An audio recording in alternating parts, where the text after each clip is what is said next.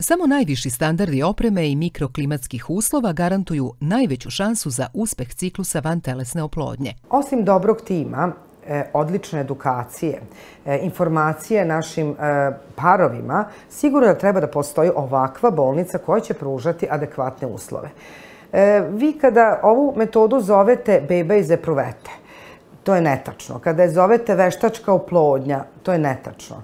Kada je zovete vantelesna oplodnja ili in vitro fertilizacija, to je tačno.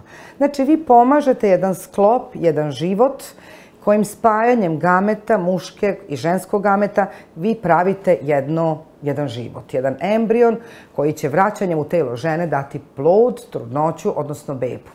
Da biste to uradili, to je zaista za mene i dan danas, bez obzira što to radim svaki dan, jedno čudo nauke.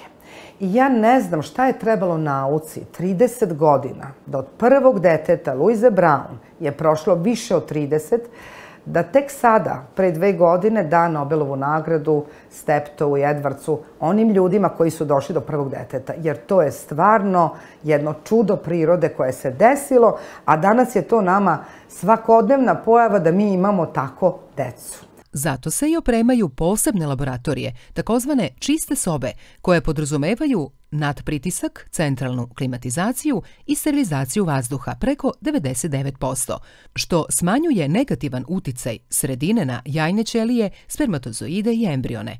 Uspeh jedne laboratorije koja je posebno opremljena, znači morate imati čist vazduh, morate imati nadpritisak, morate imati sve ono što je neophodno od gasova, od pH vrednosti do ambijenta da bude perfektno, jer to su male čestice na koje utiče i minimalna bakterija, prašina ili bilo šta drugo. Znači, u ovoj bolnici je to sjajno i zato kažemo da je ovo fabrika čistog vazduha. Ako smo mi već u tome i imamo sve ono što nam čini dalje rad, a to su sofisticirani aparati. Znači, moramo imati odlične inkubatore, odlične mikroskope, odlične lasere. Moramo imati ono što nam doprinosi najboljim embrionima. Znači, embrionima koji će biti najbolje kvaliteta. To imamo. I zato ovaj rezultat gde smo mi, gde je sve ostalo, jako zavisi od naše kuhinje. Kao i svaka domaćica kada kuva, različite su domaćice, različite su kuhinje i nekad imate bolji kolač, nekad imate lošiji. Ja sam sigurna da ova bolnica daje dobar kolač.